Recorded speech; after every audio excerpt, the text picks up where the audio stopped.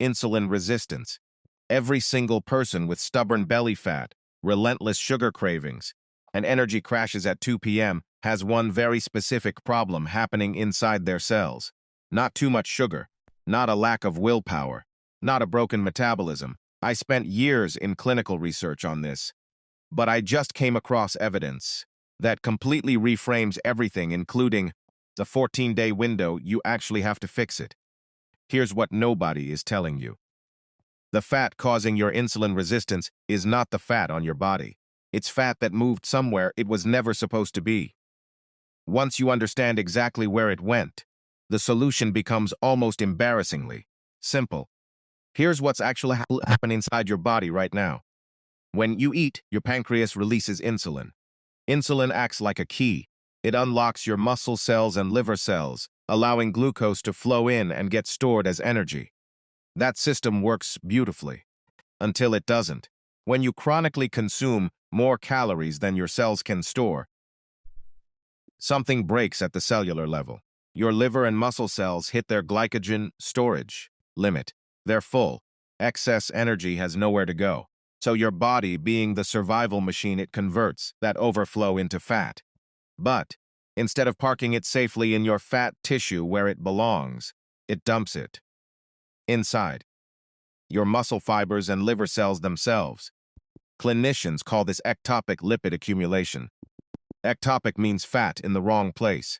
Once that fat sits inside the cell, it releases toxic byproducts molecules called diacylglycerols that physically jam your insulin signaling pathway. The key no longer fits the lock. Glucose stays stranded in your bloodstream. Your pancreas panics and floods your system with even more insulin, trying to force the door open. Your blood sugar stays elevated anyway. That is insulin resistance. Not a broken pancreas, not bad genetics. Fat in the wrong place.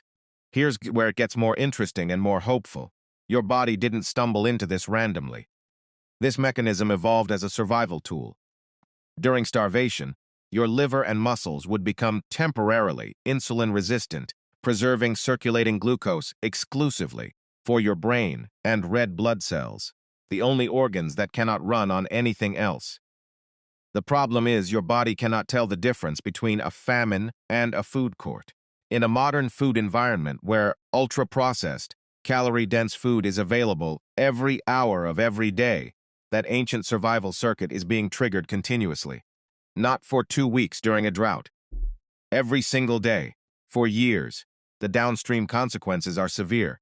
Your liver begins failing under the weight of its own fat accumulation. Triglycerides rise. LDL rises. The cardiovascular system takes damage.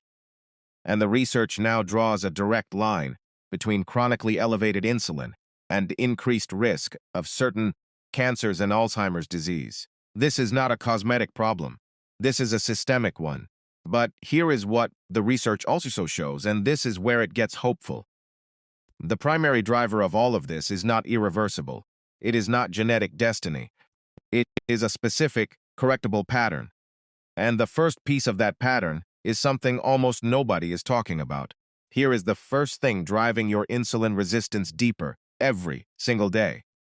It has nothing to do with how much you eat. It's when you eat, specifically the fact that you never stop. Most people eat from the moment they wake up to the moment they go to sleep. Breakfast, mid-morning snack, lunch, afternoon snack, dinner, something small before bed.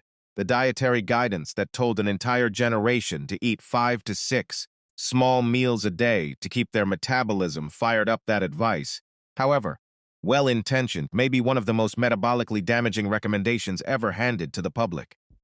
Here's why. Every single time you eat even something small, even something healthy, your pancreas releases insulin. A handful of almonds, a protein shake, a piece of fruit. All of it triggers a secretory response from your pancreatic beta cells. And when those cells are asked to produce insulin continuously morning to night, day after day, year after year, they exhaust. The reserve capacity of your pancreas slowly erodes. Clinicians call it pancreatic beta cell fatigue. But that's only half the problem. Chronically elevated insulin doesn't just wear out your pancreas. It travels to your brain, specifically your hypothalamus, and begins blocking a hormone called leptin. Leptin is what your fat cells release to tell your brain you have enough stored energy. You're full, you're fed, you're safe. When insulin blocks that signal at the blood-brain barrier, your hypothalamus goes dark. It can no longer perceive your fat stores. So it does exactly what it's programmed to do when it thinks you're starving. It drives you to eat more. It amplifies cravings. It increases hunger. It makes food noise louder. So you eat again. Insulin spikes again. Leptin gets blocked again. The cycle tightens. This is not a willpower failure. This is a neuroendocrine loop, a hormonal feedback cycle running completely below conscious control. Your brain is not broken. It is responding rationally to a false signal, the signal that you are starving, when in reality, you may be carrying decades of excess stored energy. Here's why this matters as a diagnostic marker. Approximately 96 million American adults are currently in a state called prediabetes, defined by subclinical hyperinsulinemia, where the pancreas is overcompensating around the clock just to keep blood glucose from tipping into diabetic range. Most of them have no idea, because prediabetes has no dramatic symptoms. It just feels like fatigue, cravings, brain fog, difficulty losing weight despite doing everything right. If that sounds familiar, this loop is likely already running in your body. And there is a second factor compounding it, one that makes the first almost impossible to escape without addressing both simultaneously. So you have fat in the wrong place, jamming your insulin receptors. You have a hormonal feedback loop, keeping you hungry and exhausted around the clock. But there is a third layer operating underneath both of those, and this one lives in your gut. Your intestinal microbiome maintains direct communication lines across what researchers call the gut-brain axis, the gut-liver axis, and the gut-adipose axis. Trillions of bacteria constantly send chemical signals that influence your cravings, your inflammation levels, and your insulin sensitivity. When that microbial ecosystem is balanced, it supports glycemic stability.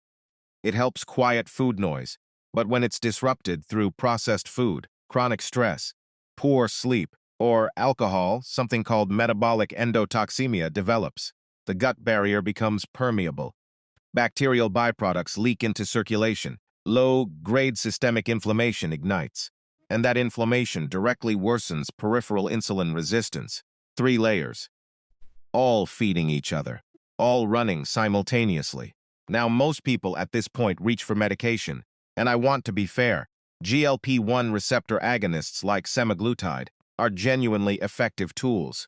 The clinical data on gastric emptying, appetite suppression, and short-term insulin sensitization is real. For certain patients, they are appropriate. They are valuable. But here is the limitation nobody puts in the brochure. When patients stop these medications, the weight returns. Rapidly, the insulin resistance rebounds.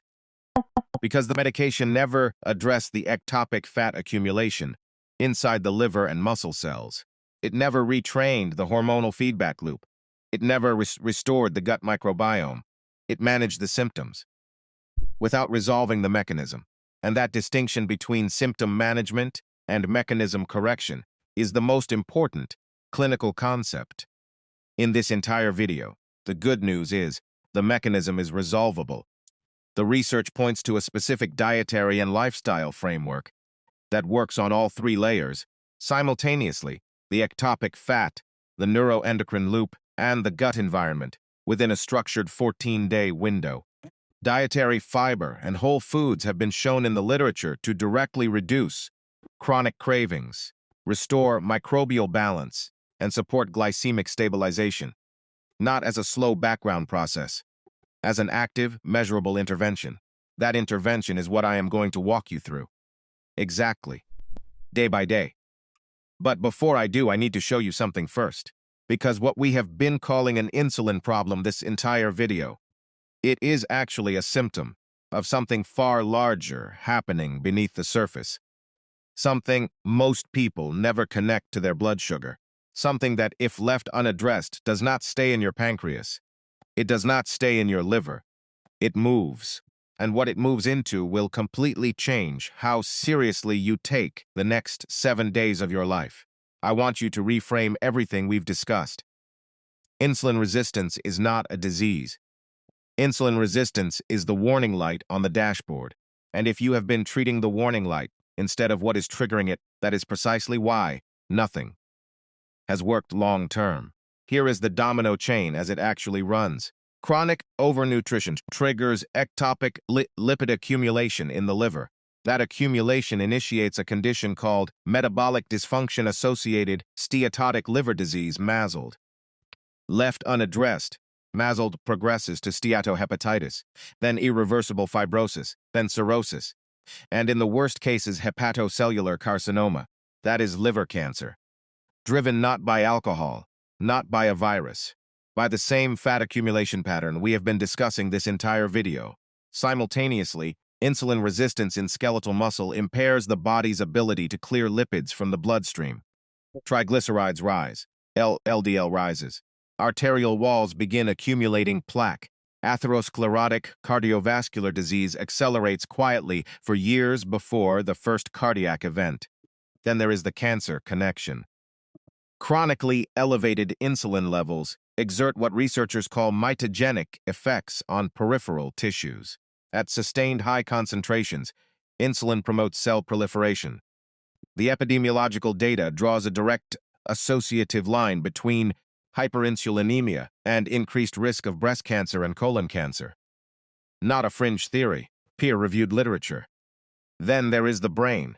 Researchers have begun calling Alzheimer's disease type 3 diabetes because the same microvascular damage and insulin signaling dysfunction that destroys peripheral tissue operates identically in neurological tissue. Systemic hyperinsulinemia is now recognized as a major driver of cognitive decline, one metabolic insult, cascading into the liver, the heart, the pancreas, the brain, the body's own cellular replication machinery. And the entry point to all of it, the very first domino, is ectopic fat, in the wrong place, triggered by a dietary and lifestyle pattern that is entirely modifiable. This is the part I need you to sit with for a moment. Your body is not failing you. It is flagging you. Every craving, every energy crash, every stubborn pound of abdominal fat is a precise biological signal telling you exactly where the problem started and exactly where the intervention needs to begin. The body always tells the truth. We just have to know how to listen. I know this because I lived inside this loop myself. For years, I treated the warning light. I managed the readings. I tracked the numbers. And the whole time, the mechanism underneath kept running. Keep compounding.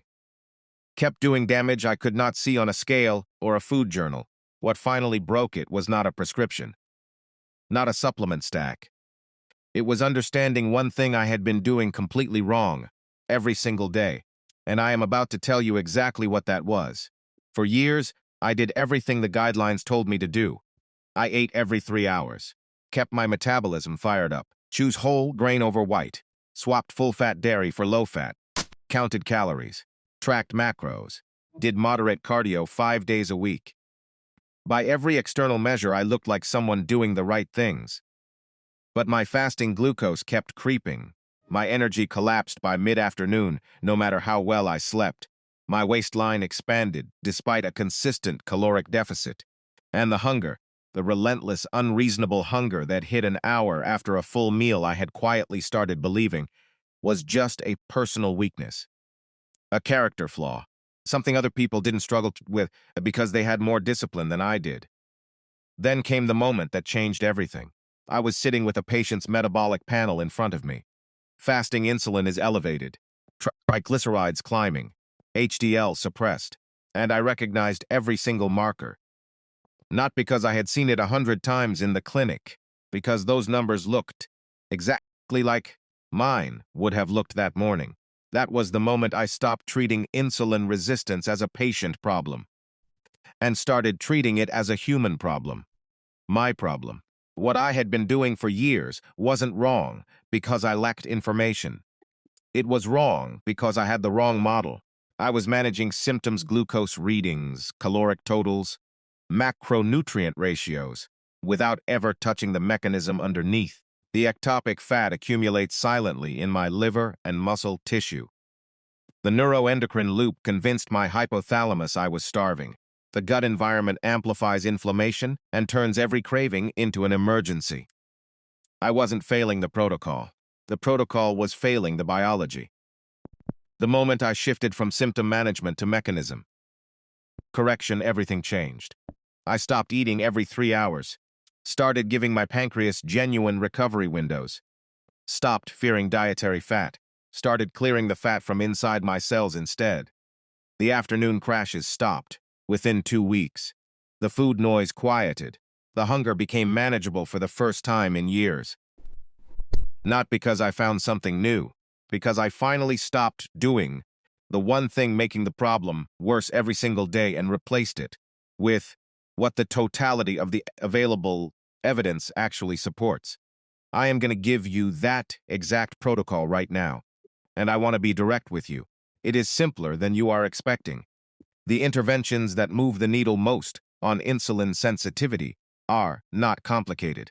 They do not require a prescription. They do not require a gym membership. They do not require you to be perfect. Every single one of them can begin within the next 24 hours. Here is what the clinical evidence actually supports. Notice how simple this is, because simple is not the same as easy, but simple is what works long-term. The centerpiece of the 14-day reset is this. Give your pancreas genuine recovery windows. 2 to 3 defined meals per day. 0 calories between them. No snacks. No protein shakes. No just a handful. Every time calories enter your body, insulin rises. The entire goal is extending the daily windows where insulin stays low, because ectopic fat can only clear from your liver and muscle cells when insulin is not elevated. To accelerate that clearance, implement an 18, 6-time restricted feeding window, eating only between noon and 6 p.m. 18 hours daily where your body is draining hepatic glycogen, mobilizing visceral fat, and clearing the intracellular lipid accumulation, jamming your insulin receptors. During your eating window, carbohydrates stay under 50 grams daily. Not because carbohydrates are the enemy. Because during a 14-day reset, flattening the postprandial glucose curve is the fastest way to reduce pancreatic secretory demand and allow beta cell recovery. Your plate is non-starchy vegetable spinach, kale, broccoli, cauliflower, clean proteins, wild-caught salmon, pastured eggs, grass-fed meats, healthy fats, extra virgin olive oil, avocado, chia seeds, and flax seeds. Now here is one specific addition the research supports strongly. 1 ounce of raw walnuts, approximately 7 whole walnuts with your first meal daily. The alpha-linolenic acid, fiber, and polyphenol matrix in walnuts naturally regulates gastric emptying speed and flattens postprandial glucose spikes. One simple addition. Meaningful reduction in long-term HbA1c. Start tomorrow. 2 movement protocols. First, 10 to 20 minutes of brisk walking immediately after every meal. Muscle contractions trigger insulin-independent glucose uptake, flattening the insulin spike before it peaks. Second, 3 rounds of 20-second maximal sprints. 90 seconds rest, 3 times weekly. High-intensity intervals exhaust intramuscular glycogen stores, creating a metabolic sink that pulls glucose from the bloodstream without insulin. Finally, 7 to 9 hours of uninterrupted sleep every night, non-negotiable. 1 poor night elevates ghrelin, suppresses leptin, spikes cortisol, and triggers hepatic glucose release. You cannot out-diet a broken sleep schedule. Follow this consistently for 14 days. Your insulin, your energy, your cravings, all of it starts moving in a direction you may not have seen in years. Before you go, one thing, the single most important clinical takeaway from everything we covered today. 14 days will move the needle significantly within the first 72 hours of consolidating your meals and dropping below 50 grams of carbohydrates. Your liver begins drawing down its glycogen reserves. By day 4, the interprandial insulin windows are long enough to begin mobilizing visceral fat. By day 7, most people report the afternoon crashes have stopped. The food noise has dropped to a level they haven't experienced in years. By day 14, if you walked after every meal, completed your sprint sessions, protected your sleep, and eliminated the snacking, you will have measurably shifted your insulin sensitivity. Not as a theory, as a biological reality happening inside your cells. But here is what I need you to understand before you close this video. 14 days is the ignition, not the destination. The clinical literature is unambiguous. In studies where participants completed aggressive short-term dietary resets and returned to previous eating patterns, every metabolic marker that improved reverted to baseline within weeks, sometimes days. Because 14 days does not cure the underlying habits, it creates a metabolic window, a moment of genuine cellular receptivity, where your liver is cleaner, your pancreas less exhausted, your hypothalamus beginning to perceive leptin again. That window is precious. What you do with it determines everything. The research is clear on what the long-term framework looks like. Losing just 5 to 7% of total body weight reduces your risk of developing type 2 diabetes by 58%. Not through medication, not through surgery, through sustained lifestyle modification built directly on the foundation in this 14-day reset establishes 150 minutes of moderate exercise weekly, twice weekly resistance training, time-restricted feeding as permanent dietary architecture, not a temporary fix, whole food nutrition that prevents ectopic lipid accumulation from restarting the cascade we mapped from the very beginning. Your pancreas is more resilient than you have been told.